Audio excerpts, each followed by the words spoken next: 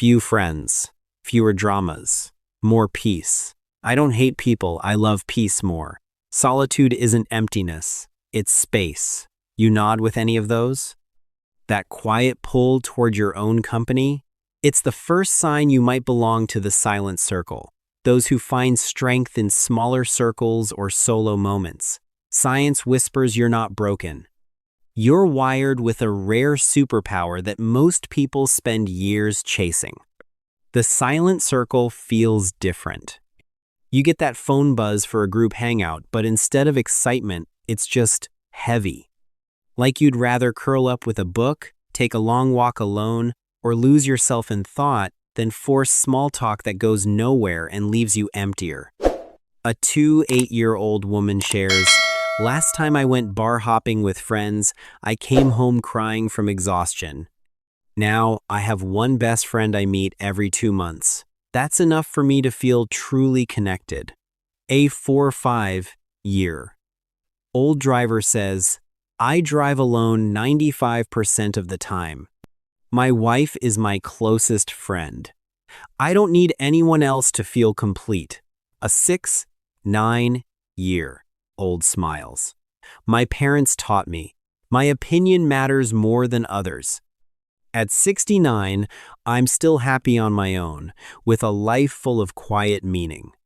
These aren't outliers or strange exceptions.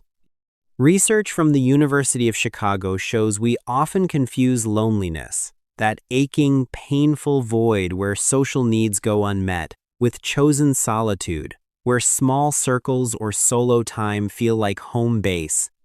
Your brain isn't dodging people out of fear. It's protecting its energy for what's real and deep. You're not wrong or defective. You're just built for depth over endless noise, quality over quantity. Like if you're in the silent circle. Ever wonder why crowds drain you faster than they energize others?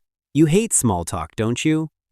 Science says it's simple. Your mind craves deep, meaningful connections, not surface chatter that skims the edges of real emotion. Studies in Nature Neuroscience reveal that less constant social buzz frees up precious brain space for divergent thinking, that magical flow state where wild, original ideas spark, unexpected connections form, and creativity breathes freely. I don't hate people. I love peace more. A viewer just like you, putting words to that inner truth. Tiny insight. Today, say no to one invite that doesn't light you up inside. Watch the relief hit like a wave, giving you back your energy. People in the silent circle don't just survive alone. They thrive in ways that surprise even them.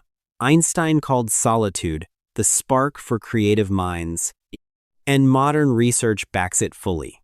Without constant people-pleasing or social performance, you build emotional self-regulation, the quiet strength to sit with your thoughts, no panic rising, no desperate scroll for distraction. Small talk should be a crime. Spot on because it pulls you from your depth. University of Chicago findings show these folks score high on self-awareness and intrinsic motivation, doing what truly matters to them from the inside, not for likes, approval, or fitting in. They pour all their social energy into 1 to 2 real bonds that stick through life, not 50 shallow ones that fade fast. Quality isn't a luxury or nice to have. It's your survival edge in a world screaming for constant connection. Pause here. Screen shows 3 questions. Music pauses 3s each. Question 1. Can you sit still for 1 hour without your phone, just breathing in your thoughts?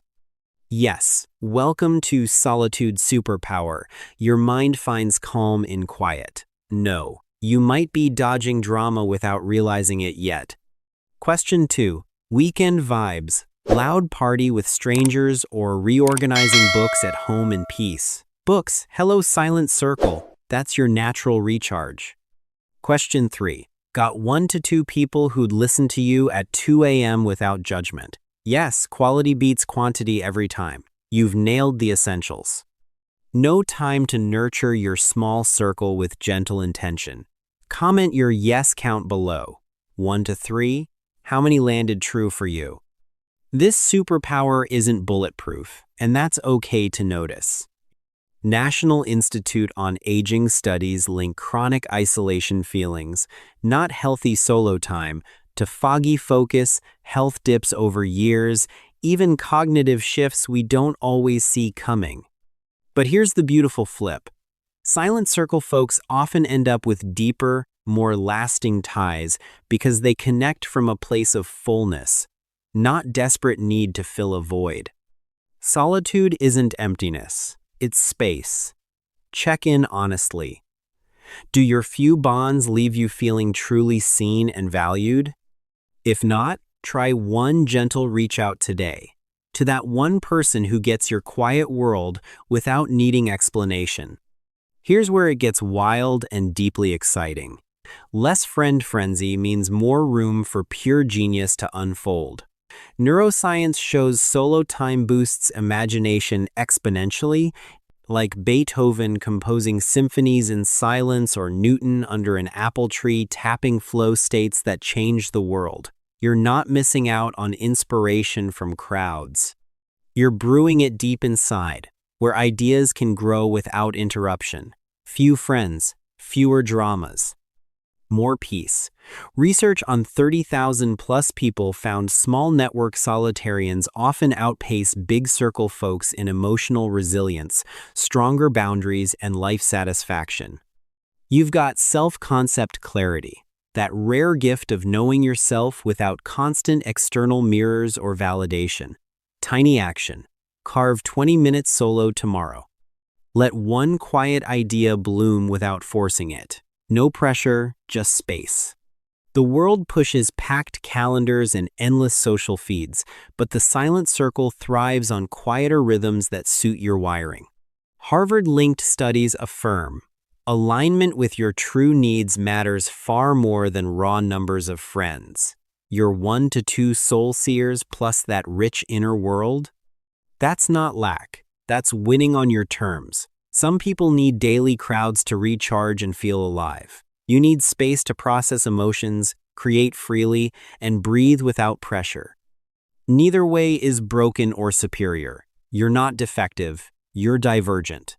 Psychology validates it fully. Higher introspection, stronger boundaries, real emotional resilience. You're not antisocial or flawed, you're selectively social, and that selectivity is pure power. If few friends feels right deep down, honor that without apology. You've got an inner compass most people chase for decades through noise and distraction. Research from NYU sociologists shows solo comfort folks master their time, build fierce independence, and often reach higher achievements because their energy flows inward first. Not immune to lonely moments? Of course not. That's human. But you spot the difference clearly. Temporary quiet for growth versus that unseen ache in a crowd. One step. List your 1 to 2 non-negotiable people who truly matter. Text one this week. From a place of wholeness, not want. You're wired for a rich inner world where solitude fuels your fire, not starves it. The crowd's noise isn't your song. Your quiet? It's a full symphony waiting to play. You're not broken. You're wired differently, and that's your greatest strength. Leave a dot in the comments if you choose peace over pressure. Let's make a sea of dots together. A quiet rebellion. If this resonated, subscribe to Psychology of Your. And if you want to support these deep dives, hit join to become a channel member. I genuinely appreciate it.